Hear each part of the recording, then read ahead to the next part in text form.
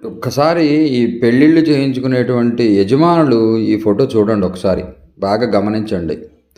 ఎవరైతే సాంప్రదాయంగా వివాహం చేసుకోవాలి అనుకుంటున్నారో వాళ్ళు ఇతర మతస్థులైన ఫోటోగ్రాఫర్లకి కాంట్రాక్ట్ ఇవ్వద్దు. హిందువులకి పెళ్ళి యొక్క విశిష్టత తెలిసిన వాళ్ళకి మాత్రమే ఇవ్వండి. ఫోటోగ్రాఫర్లు కూడా ఎక్కడా కూడా పూజకి వ్యతిరేకం కాదు, కానీ వాళ్ళు కొత్తదనం ఏదో చూపించాలి అనే ఊహలతో ఆలోచనతో పెళ్ళిలో కొన్ని చోట్ల చాలా ఇబ్బందులు కలగజేస్తున్నారు. అందులో ముఖ్యంగా పురోహితుడు ధర్మబద్ధంగా వివాహం పూర్తిగా చేయించలేకపోతున్నాడు. కట్టిన తాళి మళ్ళీ కట్టమని, పోసిన తలంబ్రాలు పొయ్యమని, వీళ్ళిద్దరి మధ్యలోకి చూడండి ఎలా దూరిపోయాడు. కొంచెం వాళ్ళు కూడా ఆలోచించాలి. అలాగే ఇక్కడ ముఖ్యంగా ఇంత ఖర్చు పెట్టి చేసేటువంటి తల్లిదండ్రులు దీంట్లో ముఖ్యమైనది మంత్రము, క్రతువు. ఆ క్రతువు చాలా ముఖ్యమైంది అని భావన చేసి ఫోటోగ్రాఫర్కి ముందరే ఇన్స్ట్రక్షన్స్ ఇచ్చేయాలి. ఒక 2 అడుగులు దూరంలోనే ఉండాలి, మధ్యలోకి రాకూడదు.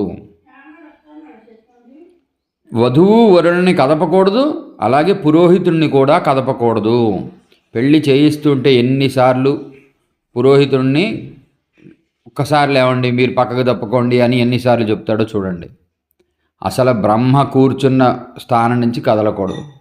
వధూవరులు కూడా పీటల మించి ఎట్లా లేవకూడదో పైకి, బ్రహ్మగారు ఒక ఆసనాన్ని అలంకరించిన తర్వాత ఆయన్ని కదపకూడదు.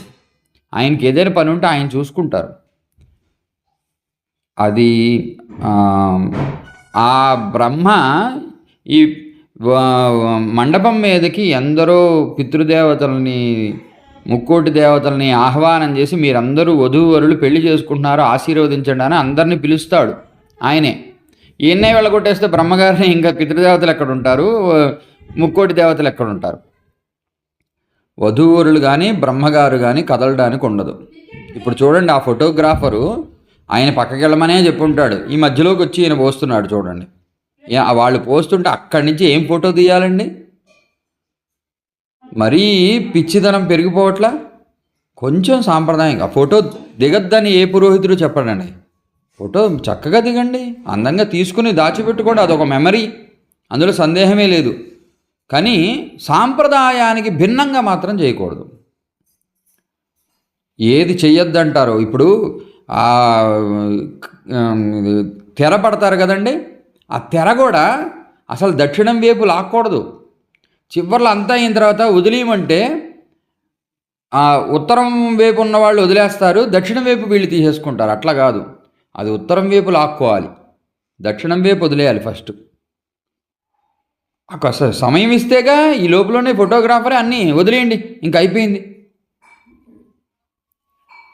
కాబట్టి చాలా చాలా ఇంత జరిగిన తర్వాత మళ్ళీ రేపొద్దున్నే ఏ పెళ్ళిలోనో వాళ్ళకి ఏదో పెటాకులు అయ్యిందనుకోండి, ఎవరిని బ్లేమ్ చేస్తారు మీరు?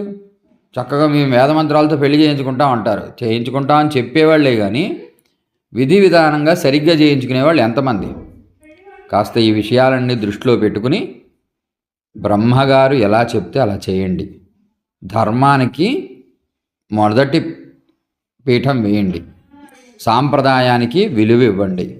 కాస్త సాంప్రదాయం ప్రకారం వెళ్తే వాళ్ళిద్దరి జీవితాలు ఇంకా 70-80 సంవత్సరాలు ముడిపడి ఉంటాయి. కలిసి ఉన్నంతకాలం సంతోషంగా ఉండాలి, ఆరోగ్యంతో ఆయుష్తో ఉండాలి. అలా కోరుకుంటూ అనేక మంది దేవతలను పిలిచి మీరందరూ కూడా ఆశీర్వదించండి, పాపం పిల్లలు వీళ్ళు కొత్తగా సంసారంలోకి అడుగు పెడుతున్నారు అని చెప్తూ ఉంటాడు బ్రహ్మగారు. కాబట్టి ఆ క్రతువు సరిగ్గా జరగాలంటే అండి, మంత్రశక్తి వీళ్ళకి ఆపాదించబడాలంటే మధ్యలో ఇలాంటి డిస్టర్బెన్స్లు మాత్రం అస్సలు పనికిరాదండి. అసలు చెప్పులు వేసుకుని ఆ పీఠం పైకి వస్తేనే దోషం అండి, వేదిక మీదకి రాకూడదు చెప్పులు వేసుకుని. అవన్నీ చెప్తే అర్థం అవ్వాలంటే ఎవరికి చెప్పాలి? హిందువులైన వాళ్ళకి చెప్తేనే అర్థమవుతుంది. ఇక్కడ ఫోటోగ్రాఫర్ కానీ బ్రహ్మగారు కానీ ఒక పద్ధతి ప్రకారం వెళ్తారు.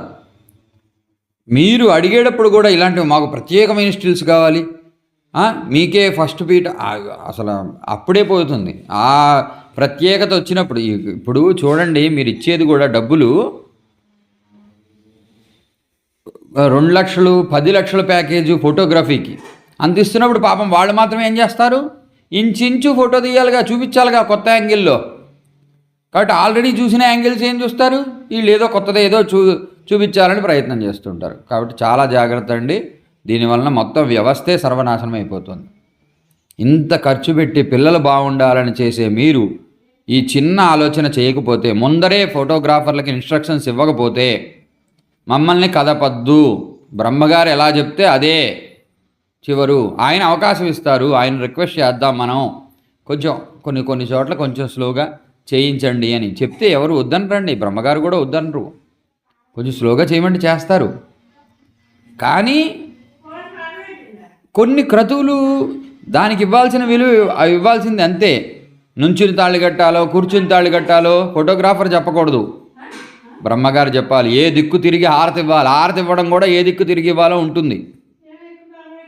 హారతి ఇచ్చేవాళ్ళు ఏ దిక్కులో ఉండాలి, తీసుకునేవాళ్ళు ఏ దిక్కులో ఉండాలి. లేకపోతే బ్రహ్మగారు ఏ దిక్కుకు తిరిగి కూర్చోవాలి, వీళ్ళు వధూవరులు ఏ దిక్కుకు తిరిగి కూర్చోవాలి, తాళి కట్టేటప్పుడు ఏ దిక్కుల్లో ఉండాలి. వీళ్ళు మార్చేస్తారు. మాకు కనబడట్లేదండి, వాళ్ళు అడ్డం ఉన్నారండి, వీళ్ళు అడ్డం ఉన్నారు, ఇట్లా నుంచోబెట్టండి, ఇట్లా కూర్చోబెట్టండి అని వీళ్ళు చెప్పేస్తే కాదు. అది చాలా అధర్మం అండి. చాలా జాగ్రత్తగా ఉండండి. ఇది ఎవరిని ఇబ్బంది పెట్టడానికి కాదు, ఆలోచింపజేయడానికి ఈ వీడియో చేస్తున్నాను. జై శ్రీరామ్.